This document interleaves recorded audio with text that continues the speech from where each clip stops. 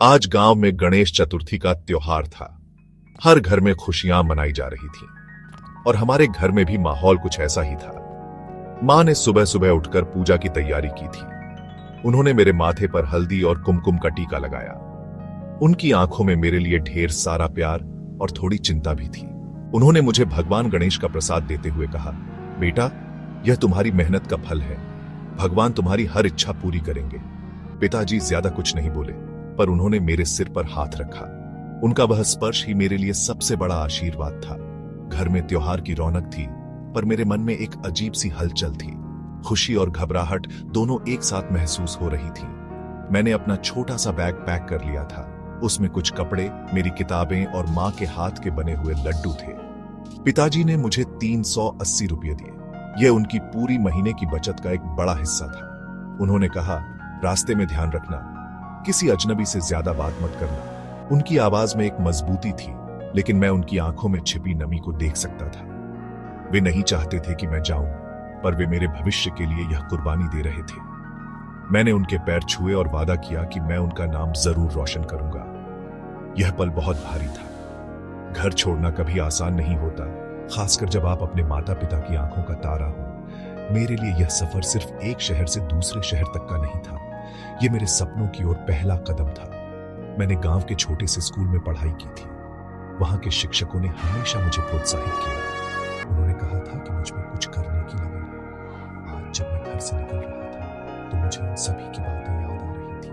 मेरे माता पिता ने अपनी जरूरतों को कम करके मेरी पढ़ाई का खर्च उठाया।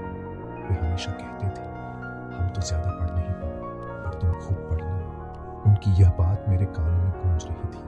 उनका यह त्याग ही मेरी सबसे बड़ी प्रेरणा थी, और मैं इसे कभी व्यर्थ नहीं जाने दूंगा। घर से निकलते समय मैंने आखिरी बार अपने छोटे से आंगन को देखा। वही आंगन जहां मैंने अपना बचपन बिताया था, वही तुलसी का पौधा जिसे मैं रोज पानी देती थी। सब कुछ वैसा ही था, पर आज कुछ बदल रहा था। मैं एक नई दुनिया की ओर जा रहा था, जहां सब कुछ अनजान था। मेरे मन में डर था, पर मेरे माता पिता के आशीर्वाद ने मुझे हिम्मत दी। मुझे पता था कि उनका प्यार हमेशा मेरे साथ रहेगा, चाहे मैं कहीं भी रहूं। यही सोचकर मैंने एक गहरी सांस ली और अपने सपनों के शहर मुंबई की ओर कदम बढ़ा दिए। यह एक नई शुरुआत थी, और मैं इसके लिए पूरी तरह तैयार था। हमारा गांव का रेलवे स्टेशन बहुत छोटा है। वहां बस कुछ ही ट्रेनें रुकती हैं।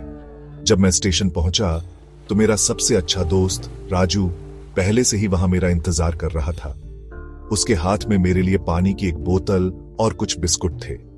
उसे देखकर मेरे चेहरे पर मुस्कान आ गई। राजू हमेशा मेरे साथ खड़ा रहा है। जब भी मैं पढ़ाई करते करते थक जाता था, तो वह कहता था, हिम्मत मत हारना दोस्त, एक दिन तुम्हारी मेहनत जरूर रंग लाएगी। उसका विश्वास मेरे लिए बहुत मायने रखता था।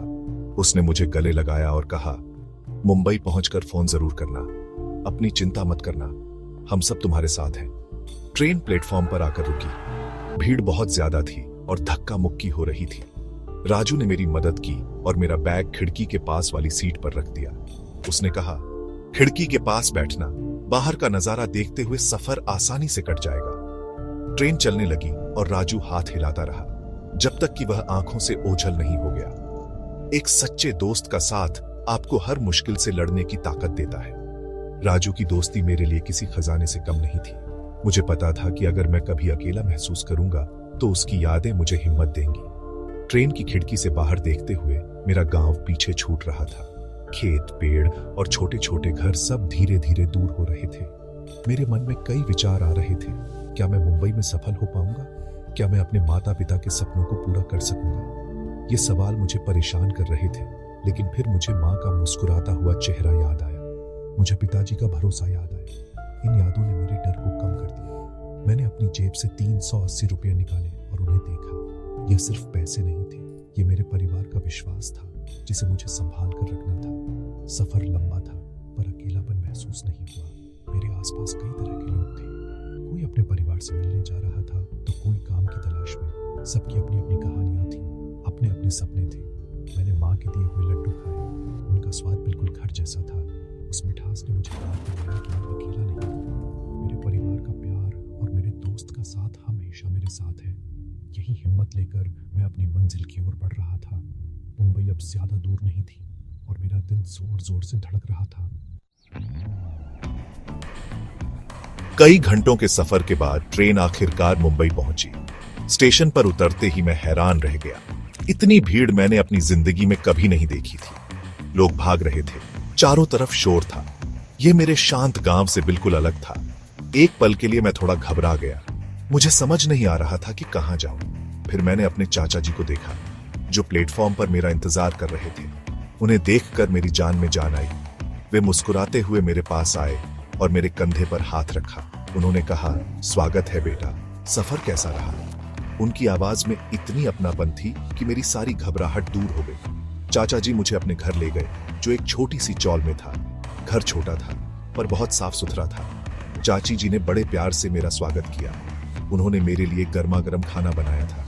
उन्होंने कहा, 1, तुम बिल्कुल चिंता मत करना। 2, जब तक तुम्हारा परिणाम नहीं आ जाता तुम यहीं रहोगे। 3, यह भी तुम्हारा ही घर है। उनका यह कहना मेरे लिए बहुत बड़ी बात थी।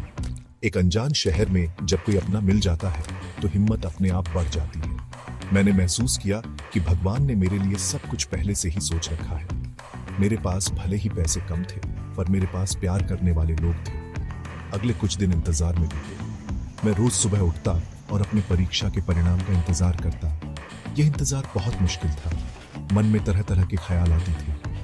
1, कभी लगता कि सब अच्छा होगा। 2, तो कभी डर लगता कि अगर मैं पास नहीं हुआ तो क्या होगा। ऐसे समय में चाचा जी मेरा हौसला बढ़ाते थे। वे कहते थे, 1, तुमने अपनी तरफ से पूरी मेहनत की है।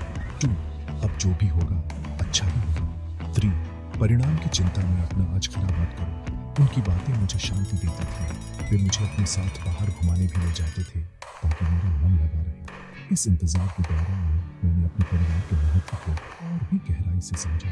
मेरे माता पिता ने मुझे यहाँ भेजा, मेरे दोस्त ने मुझे हिम्मत दी और अब मेरे चाचा चाची मेरा ख्याल रख रहे थे। इन सभी लोगों के बिना मेरा यह सफर अधूरा था। ये सभी मेरी ताकत थे।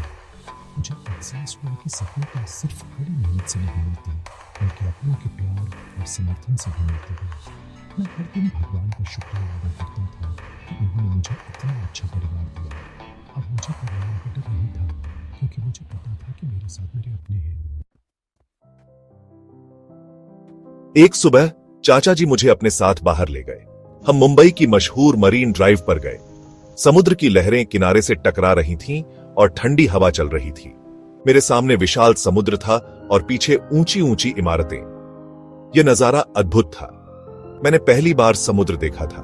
उसकी विशालता देखकर मुझे लगा कि मेरे सपने भी इतने ही बड़े होने चाहिए। चाचा जी ने मेरे कंधे पर हाथ रखकर कहा, यह है सपनों का शहर मुंबई। यहां हर कोई कुछ बनने आता है। अगर तुम मेहनत करोगे तो यह शहर तुम्हें बहुत कुछ देगा। उनकी बातों ने मेरे अंदर एक नई ऊर्जा भर दी। हमने मुंबई की लोकल ट्रेनों में भी सफर किया। उन ट्रेनों में इतनी भीड़ होती थी कि पैर रखने की भी जगह नहीं होती थी।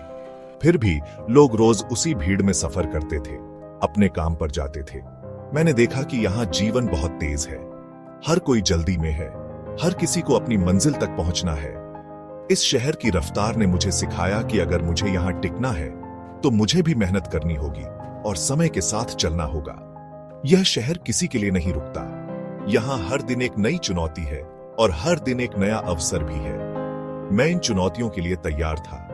उस शाम जब मैं चाचा जी के घर की छत पर खड़ा था तो मैं अपने भविष्य के बारे में सोच रहा था। नीचे शहर की बत्तियां जल रही थीं और ऐसा लग रहा था जैसे आसमान के सारे तारे जमीन पर उतर आए हों। मेरे मन में अब कोई डर नहीं था, बल्कि एक उत्साह था। मुझे अपने माता पिता पर गर्व था, जिन्होंने मुझे यहां तक पहुंचने का मौका दिया। मुझे अपने दोस्त राजू पर गर्व था, जिसने मुझ पर विश्वास किया। और मुझे अपने चाचा चाची पर भी गर्व था, जिन्होंने मुझे एक अनजान शहर में सहारा दिया।